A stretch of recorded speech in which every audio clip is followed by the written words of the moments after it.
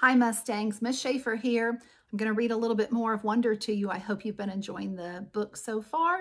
Follow along with me if you'd like to. I'm going to be starting on page 103. This chapter is called Genetics 101, and I will tell you it has some challenging medical terminology in it that I will do my best to pronounce correctly. So here we go. Both sides of Dad's family were Jews from Russia and Poland. Papa's grandparents fled the pogroms and ended up in New York City at the turn of the century. Tata's parents fled the Nazis and ended up in Argentina in the 40s. Papa and Tata met at a dance on the Lower East Side while she was in town visiting a cousin. They got married, moved to Bayside, and had Dad and Uncle Ben. Mom's side of the family is from Brazil. Except for her mother, my beautiful grands, and her dad, Augusto, who died before I was born, the rest of Mom's family, all her glamorous aunts, uncles, and cousins, still live in Alto Leblon, a ritzy suburb south of Rio. Grands and Augusto moved to Boston in the early 60s and had Mom and Aunt Kate, who's married to Uncle Porter. Mom and Dad met at Brown University and have been together ever since. Isabel and Nate, like two peas in a pod. They moved to New York right after college, had me a few years later, then moved to a brick townhouse in North River Heights, the hippie stroller capital of Upper Manhattan, when I was about a year old. Not one person in the exotic mix of my family gene pool has ever shown any obvious signs of having what August has. I've pored over grainy sepia pictures of long dead relatives and babushkas, black and white snapshots of distant cousins in crisp white linen suits, soldiers in uniform, ladies with beehive hairdos, Polaroids of bell-bottomed teenagers and long-haired hippies, and not once have I been able to detect even the slightest trace of August's face in their faces. Not a one. But after August was born, my parents underwent genetic counseling. They were told that August had what seemed to be a previously unknown type of mandible facial dystosis caused by an autosomal recessive mutation in the TCOF1 gene, which is located on chromosome 5, complicated by a hemifacial microsoma characteristic of OAV spectrum. That's a mouthful, isn't it? Sometimes they're inherited from one parent carrying the dominant gene. Sometimes they're caused by an interaction of many genes, possibly in combination with environmental factors. This is called multifactorial inheritance. In August's case, the doctors were able to identify one of the single nucleotide deletion mutations that made war on his face. The weird thing is, though you'd never know it from looking at them, both my parents carry that mutant gene, and I carry it too. The next chapter is called the Punit Square. If I have children, there's a 1 in 2 chance that I will pass on the defective gene to them. That doesn't mean they'll look like August, but they'll carry the gene that got double dosed in August and helped make him the way he is. If I marry someone who has the same defective gene, there's a 1 in 2 chance that our kids will carry the gene and look totally normal. A 1 in 4 chance that our kids will not carry the gene at all, and a 1 in 4 chance that our kids will look like August. If August has children with someone who doesn't have a trace of the gene, there's a 100% probability that their kids will inherit the gene, but a 0% chance that their kids will have a double dose of it like August, which means they'll carry the gene no matter what, but they could look totally normal. If he marries someone who has the gene, their kids will have the same odds as my kids. This only explains the part of August that's explainable. There's that other part of his genetic makeup that's not inherited, but just incredibly bad luck. Countless doctors have drawn little tic-tac-toe grids for my parents over the years to try to explain the genetic lottery to them. Geneticists use these Punit squares to determine inheritance, recessive and dominant genes, probabilities, and chance. But for all they know, there's more that they don't know. They can try to forecast the odds, but they can't guarantee them. They use terms like germline mosaicism, chromosome rearrangement, and delayed mutation to explain why their science is not an exact science. I actually like how doctors talk. I like the sound of science. I like how words you don't understand explain things you can't understand. There are countless people under words like germline mosaicism, chromosome rearrangement, and delayed mutation. Countless babies who will never be born like mine. The next chapter is called Out with the Old.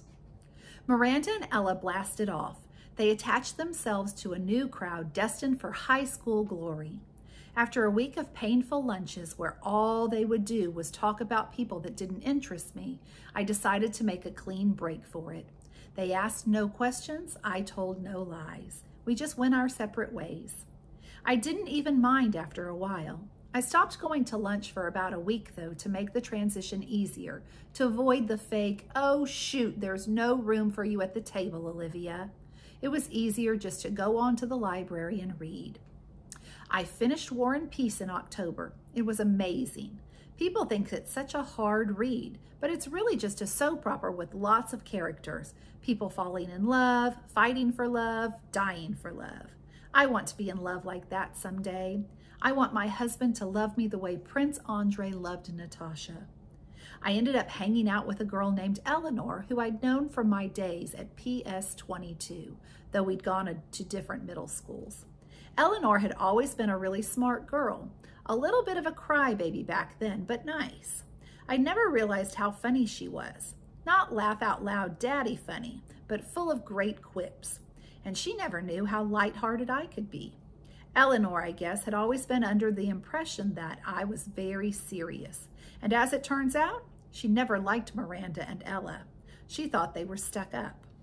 I gained entry through Eleanor to the smart kids table at lunch.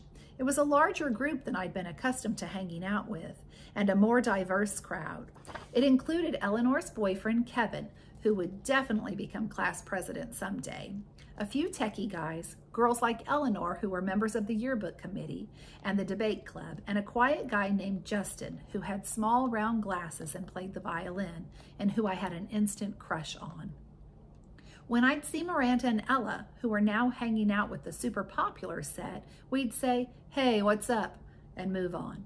Occasionally, Miranda would ask how August was doing and then say, "Tell him I said hello."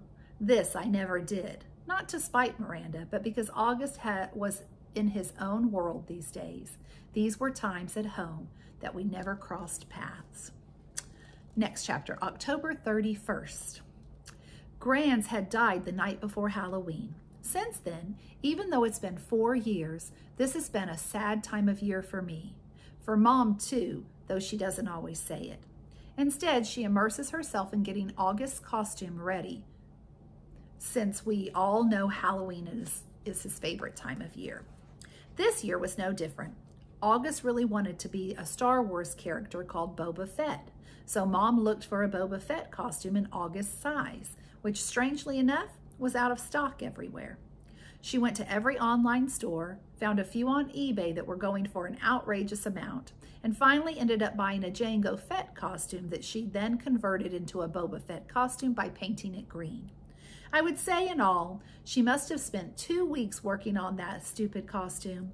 And no, I won't mention the fact that Mom has never made any of my costumes because it really has no bearing on anything at all. The morning of Halloween, I woke up thinking about Grands, which made me really sad and weepy. Dad kept telling me to hurry up and get dressed, which just stressed me out even more. And suddenly I started crying. I just wanted to stay home. So Dad took August to school that morning, and Mom said I could stay home, and the two of us cried together for a while.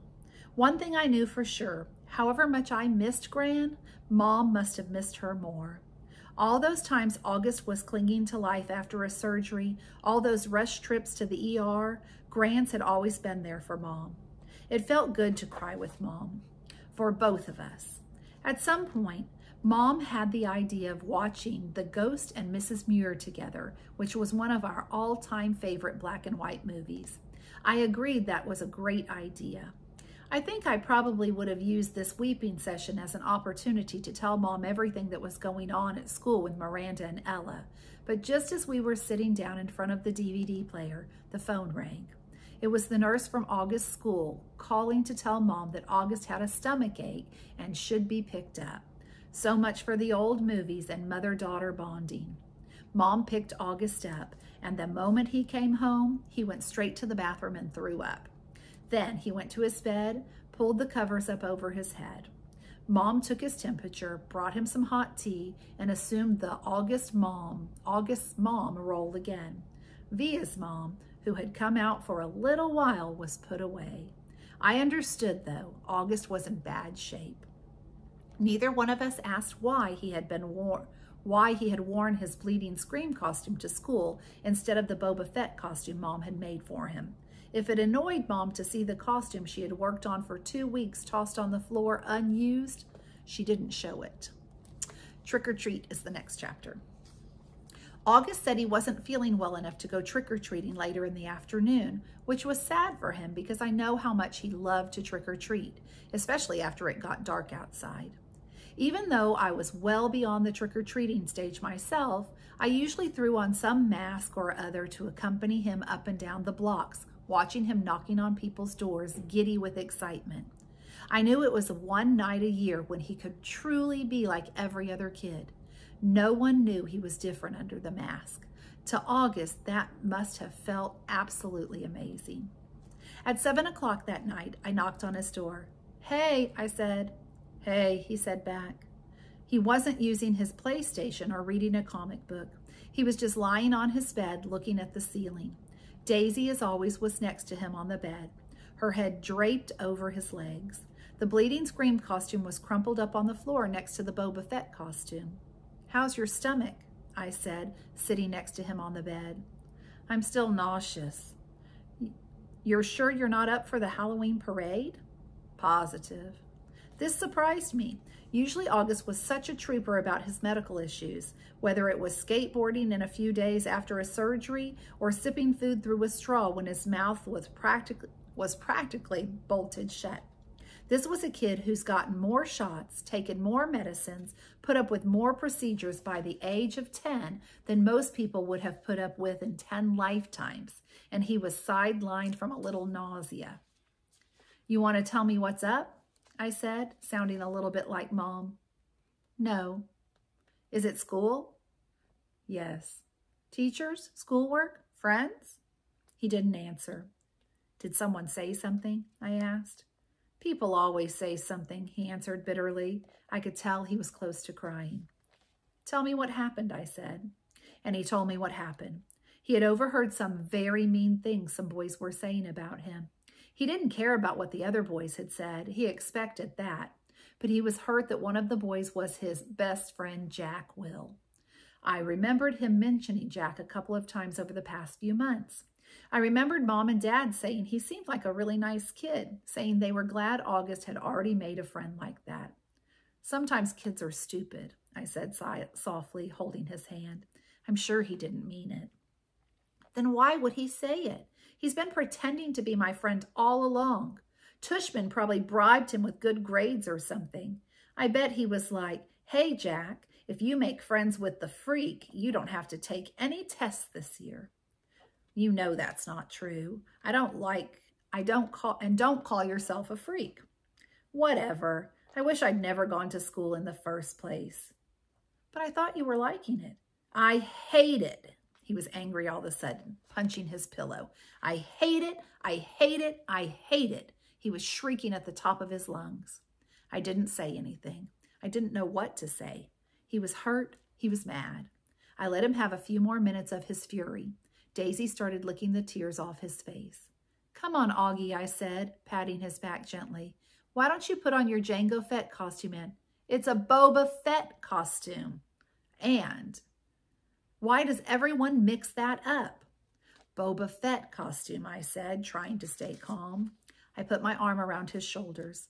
"Let's just go to the parade, okay? If I go to the parade, Mom will think I'm feeling better and make me go to school tomorrow."